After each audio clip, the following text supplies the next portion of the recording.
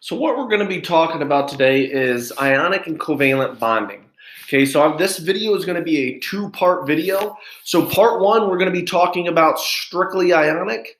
Part two will be covalent. And so this week, we're going to be talking about ionic bonding only.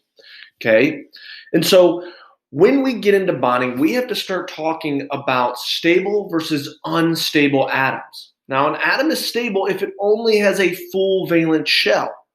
Okay, and so I've gone ahead and given you the shells and how many valence electrons or how many electrons can be held in that shell max.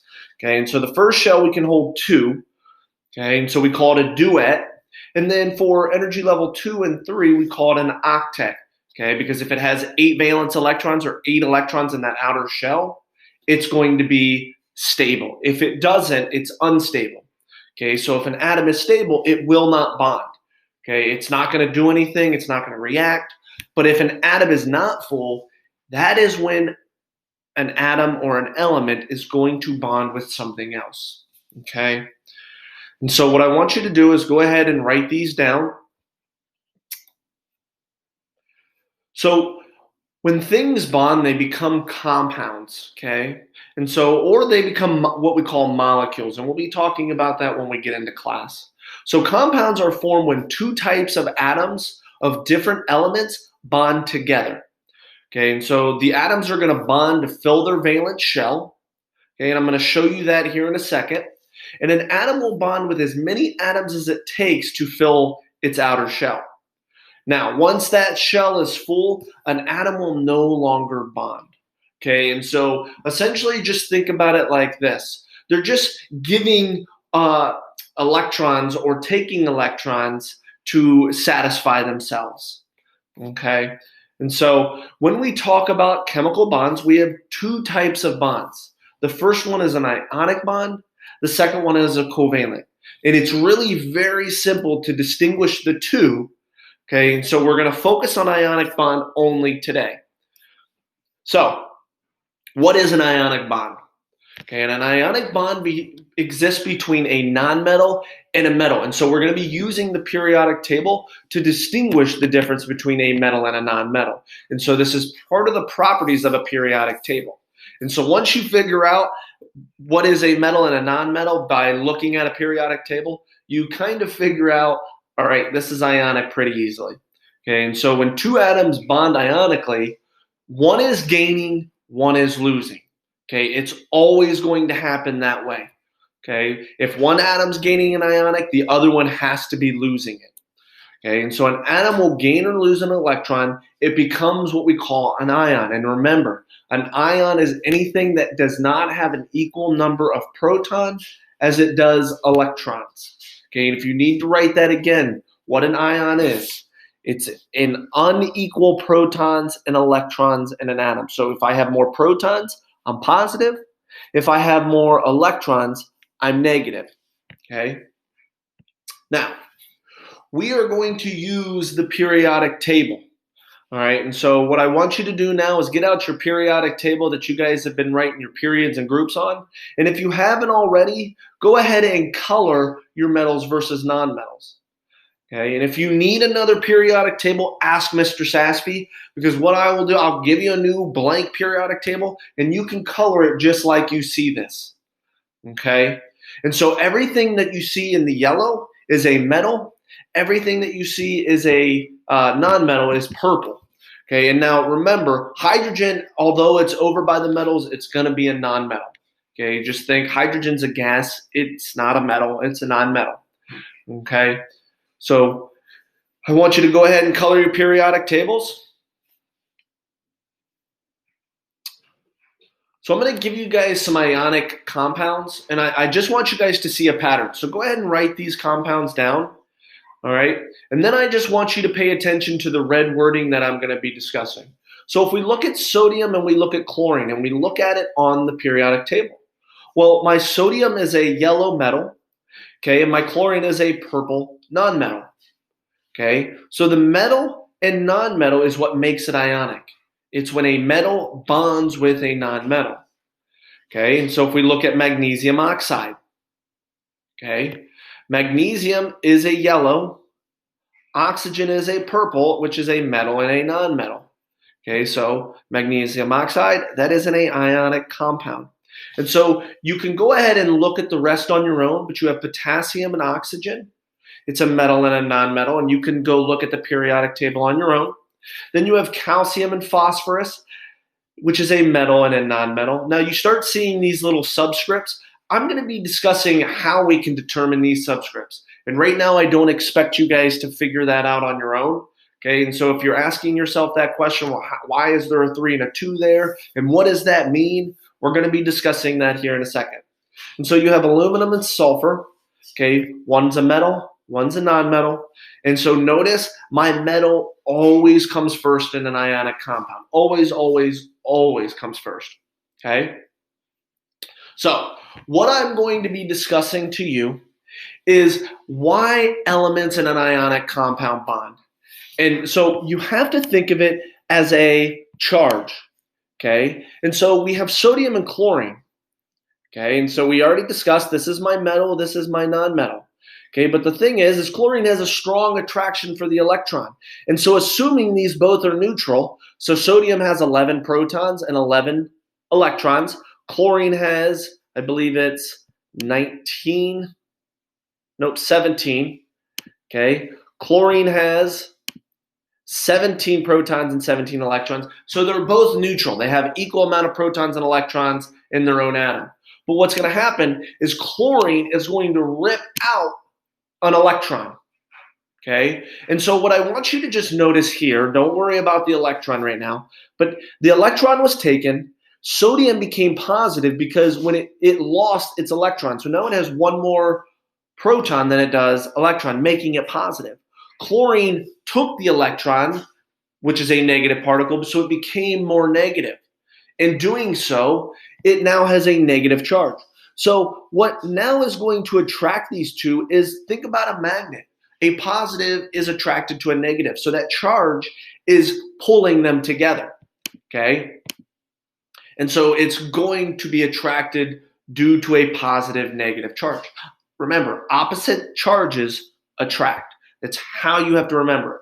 Opposite charges attract. And so if you need to write that down, write it down. Okay, and so we're going to be talking about how to get these charges. So let's look at everything in group 1. Okay, so everything in group 1 has one valence electron. And so if we look at lithium, it has one valence electron. Now I'm going to show you guys a pattern on the periodic table. I want you guys to look at everything in period 1. Just look at the outer shell. And notice as I go down, I'm adding energy levels, but I just want you to pay attention to that outer shell. Every single one of these has one valence electron. So they're all going to have the same charge because they're either going to be losing or gaining the same amount to get a full octet. Okay? And so these are all going to follow a pattern. And so I'm going to show you lithium, but just assume that everything is following the same pattern because of the valence electrons. So lithium has one valence electron. Well, the question is it going to lose the one in this shell to have a full inner shell? Or is it going to gain 7 in that shell to have the full outer shell? Well, what is easiest? To lose 1 or gain 7? Okay, what sounds easiest? And so to lose 1 is going to be easier than gaining 7. So lithium's going to lose an electron, and when it does, it now has a full inner shell. Okay, and remember that first shell can only hold 2. Well, think about it. I have 3 positive particles and I have 2 negative particles, so my charge is a positive 1. And so the pattern on the periodic table, everything in group 1 here is going to be a positive 1 charge. Okay? Now, let's go ahead and look at group 2. Now I'm taking something out of period 3 because I want you to also see that it doesn't matter what period we're in. So we're taking magnesium that's in period 3 and it has 3 shells, but I want you to notice it has 2 valence electrons. Okay, so remember, group 2 has 2 valence electrons. Okay, and so I want you to write these examples down as I'm going through just to understand why they have the charge. So the question is magnesium going to lose the 2 that it has, or is it going to gain 6 to fill this shell? Okay, and remember, it wants to get an octet. That's why I'm saying 6. If it has 2 to fill this outer shell to 8, it needs 6. Or is it going to lose 2 to get to that full inner shell? Well, what sounds easiest? To lose the 2 that it has in the outer shell, or gain the 6 that it needs to fill the outer shell? Which one sounds easiest? Well, losing 2 is easier than gaining 6. Okay, and so it's going to lose 2, and so notice it loses that outer shell, but now it has 12 protons, which is positive, and I have 10 electrons. Okay, and so if you count all my dots, there's 10. So 12 positives versus 10 negatives is going to give me a positive 2 charge. So if we look at the period or group 2, notice the outer shell, they all have 2 valence electrons. Okay, so they're all going to do the same thing. They're all going to lose 2 electrons to lose that outer shell, so they have a full inner shell. Okay, so everything in group 2 is going to be positive 2 because they're losing 2 negative particles. You're subtracting a negative, so it becomes positive. Just think of it that way. Okay, so we're going to go ahead and skip the transition metals here. Okay, we don't need to look at these at all. We're going to go ahead and go to group 3. Okay, so group 3, so I went ahead and picked beryllium. All right, and so if we look at beryllium right here, beryllium has 5 electrons, and it has a 3 valence electrons on the outer shell. Just like everything in group 3, they all have 3 valence electrons, so they all act the same. So we're just going to go ahead and look at, whoa, did I say beryllium? I'm so sorry. This should be boron.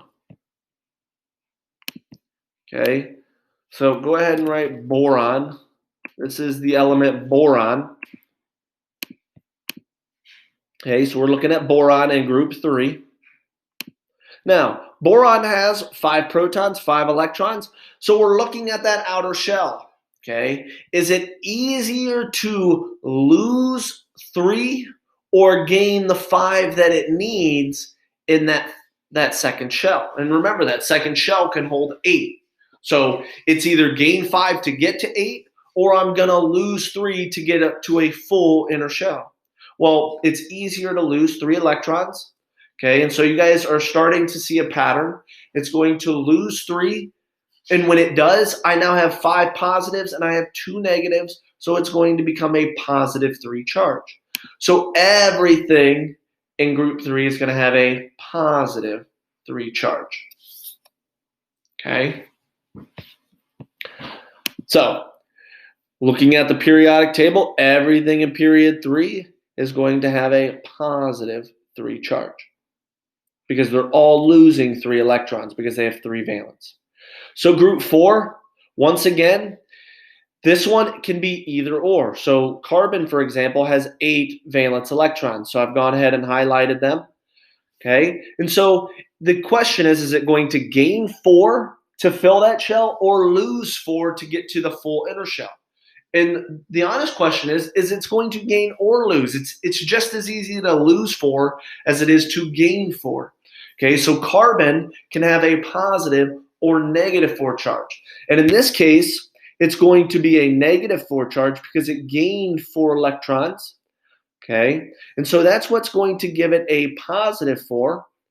But if it went ahead and lost 4, so I'm going to go ahead and erase. If it went ahead and lost 4 electrons, it now has only 2 electrons versus 6 protons. And this is what's going to give it a positive 4. Okay. So once again, everything in group 4, it can either gain or lose 4 electrons. And so if we look at everything in group 4, they all have 4 valence electrons on that outer shell. Okay, so it's either going to gain or lose 4, and it's just as easy to do both. Now, group 5, okay, has 5 valence electrons. And so we're just looking at the outer shell. And so in group 3, it wants 8 valence electrons to be stable. So it's going to, the question is it going to gain what it doesn't have, which it needs 3 to get to 8, or is it going to lose what it has to get to a full inner shell? So in this case, I have 5 valence electrons. So am I going to lose the 5 to get to that inner shell? Or am I going to gain what I don't have and it needs 1, 2, 3? So am I going to lose the 5 that I have, or am I going to gain the 3 that I don't have? And so phosphorus, it's easier to gain 3 than it is to lose 5. And so you'll notice it'll gain 3 to fill this outer shell. And in doing so, you're gaining negative particles.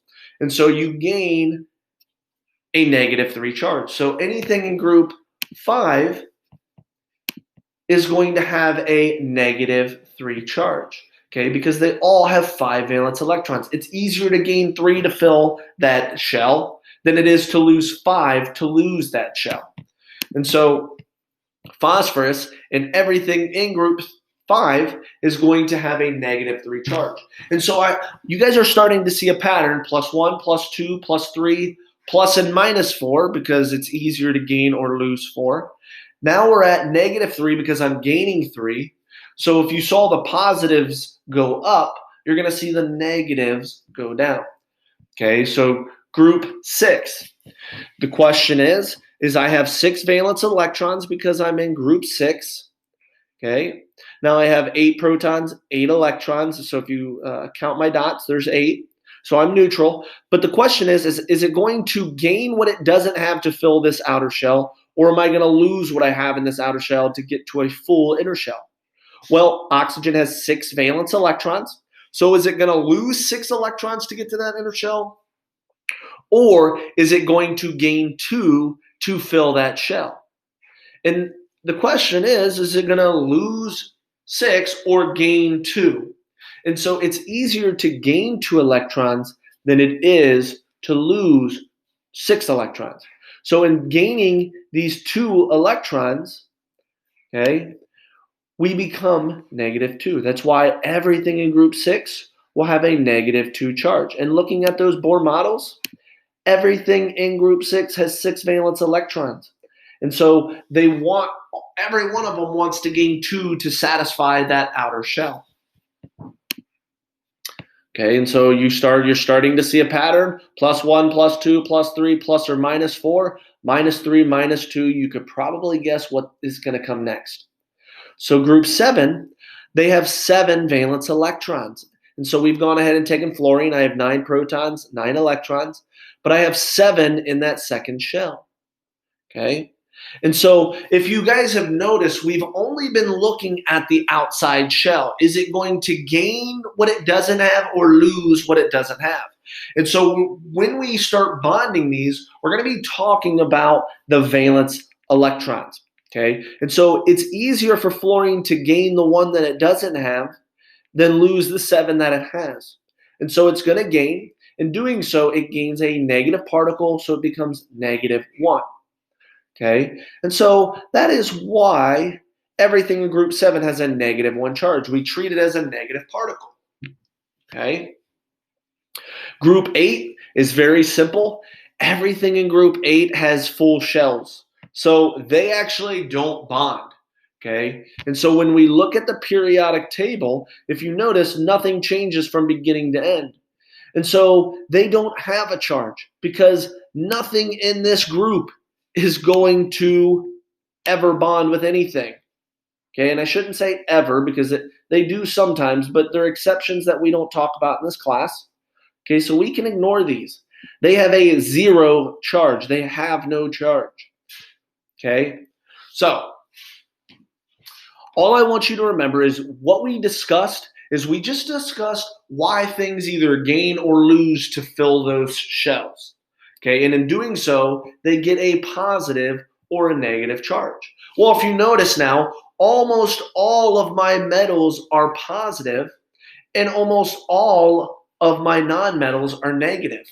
And remember, positives attract negatives and negatives attract positives. Opposites attract. That's why I wanted you guys to see this, okay? When a positive loses, a negative gains, and in doing so, these two atoms are attracted due to their charge. Okay, so the charge is what's attracting an ionic compound. Okay, now let's go ahead and discuss how to make an ionic compound. Well, we have sodium and we have chlorine, and notice we're only using the Lewis dot structure. We're talking about the outer shell. And based on what I was discussing, I was only talking about the outer shell for every single group as to why it becomes negative or positive. So when we do this, we only look at the group number. Okay, so sodium's in group 1, so it has 1 valence electron. Chlorine's in group 7, therefore it has 7 valence electrons. Now, the question is sodium going to gain the one that it has, or is sodium going to lose the one that it has, or is it going to gain the 7 that it needs to fill this shell? Okay. And then chlorine, is it going to gain the one that it has, or is it going to lose the 7 that it needs? Okay. And so in this case, sodium is going to lose an electron because it's easier to lose 1 than gain 7. And chlorine is going to gain 1 because it's easier to gain 1 than lose 7. And so sodium is going to actually give its electron right here. Okay? And in doing so, sodium now has no valence electrons. So sodium is going to be Na, and it's going to be a positive one because it just lost this electron. And chlorine is now going to look like it gained all of the electrons. So it gains 1, 2, 3, 4, 5, 6, 7, 8. Okay, so sodium lost its electron to become happy. Chlorine gained an electron, so chlorine actually becomes -1. And so it's this positive and negative that's what's attracting. Now, I don't really want you to look at the positive and negative. I want you just to look up here, okay? And so sodium is going to perfectly bond with chlorine. And so what my chemical formula for sodium chloride becomes, it's NaCl, okay? So let's go ahead and look at magnesium and bromine, okay? So if we look at magnesium and bromine, magnesium is either going to gain 6 or lose the 2 that it has, or gain the 6 that it needs to fill that octet. Bromine is either going to gain 1 or lose the 7 that it has. Okay, and once again, magnesium is in group 2, therefore it has 2 valence electrons. Bromine is in group 7, therefore it has 7 valence electrons. So that's why we have the Lewis dots. So magnesium is going to lose 1 electron here, but the problem is this bromine is now satisfied, okay? And so bromine is no longer going to take any more, but magnesium still needs to lose another electron. And so it's going to actually bond with another bromine, okay? And so when we draw this, bromine has 7 valence electrons because it's in group 7. And so this magnesium is now actually going to give up its electron to another bromine. So this magnesium is giving 1 electron to both bromines to satisfy every atom. So magnesium satisfied because it gave up its electrons to fill its octet. And then bromine each had to gain 1 for magnesium to fill one of their octets. Now, magnesium lost 2 electrons, so it's +2, right? And each electron gained an electron, so it becomes -1.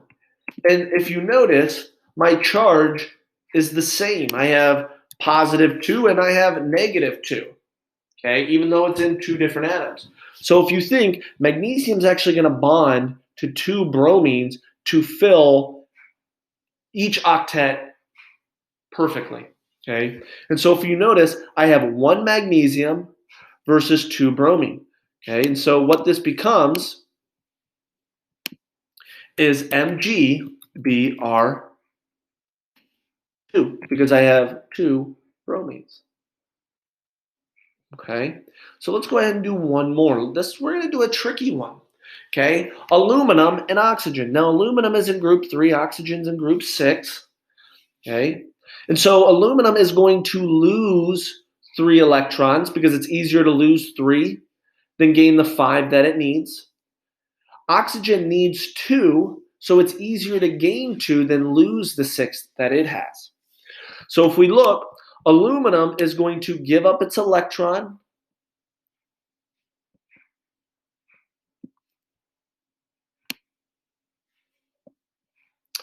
And now it can give 2 electrons to satisfy this oxygen. Problem is, my aluminum still has 1 to give. Okay, well, if you notice, my aluminum is my giver, my oxygen is my taker. Well, if aluminum's still trying to give, I need something else that's wanting to take. And so what I'm going to do is add another oxygen. So I'm going to add oxygen. Same valence electrons. Well, now aluminum can give its last electron up. Okay, so aluminum is now satisfied. Okay, but look, oxygen is not. Oxygen still needs to gain 1. Well, if oxygen is my taker, I need to add another giver, and aluminum's been giving. So I'm going to go ahead and add another aluminum. And it's in group 3, and it has 3 valence electrons. So I'm going to keep adding either givers or takers to fill each other's electrons. And so I had to add another giver because oxygen is taking. And so this aluminum is now going to give 1 of its electrons to oxygen. Now this oxygen is satisfied. But now look, aluminum is not satisfied. Okay, well, aluminum again is giving. So I need to add another taker. And so oxygen is now going to get another oxygen to fill another shell. So oxygen, again, all oxygens have a 6 valence electrons. Okay, and so aluminum is now going to give to oxygen. Now, let's look. Aluminum is now satisfied and all my oxygens are now satisfied. So I'm giving and taking electrons until I get a perfect match. And so if you've noticed, each aluminum could give up 3 electrons. So a total of electrons I've given up is 6. Well, each oxygen can take 2 electrons and I have 3 oxygens, so it can take 6. So if you look at this as a charge standpoint, okay, my charge makes sense because each one of these is a positive 3 because they're each losing 3 electrons. Well, each oxygen is going to be a negative 2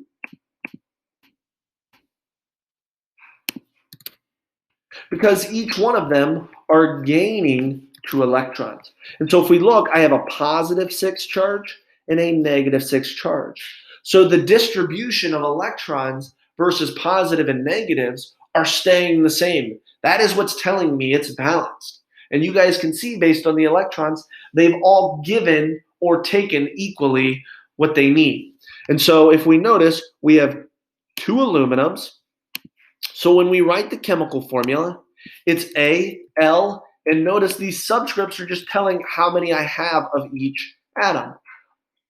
Okay, so aluminum, and then oxygen. And so I have 3 oxygen. So it's Al2O3. Okay. And so remember, metals are always coming first. And if we look at the periodic table, aluminum is a metal, oxygen is a nonmetal. Okay, and so metals always come first, even in the chemical formula. So once you've gone ahead and done this, I want you just guys to know some simple properties of ionic compounds. They have higher melting points. They're good conductors of electricity. They're solid at room temperature. They form lattice structures, which I'll show you guys in class on Tuesday what that means. And they dissolve easier in water. And we'll talk about why that is. Okay. And so what I want you guys to do now is you have an ionic compound worksheet, and it's only a front sheet. I want you to go ahead and practice that. If you haven't grabbed a sheet from Mr. Sasfia on his desk, go ahead and do so now. The worksheet's also in Google Classroom, so you can go ahead and grab one of those and just do the work on Cami. Okay. If you have any questions, please ask Mr. Sasfi. Okay, so go ahead and get started.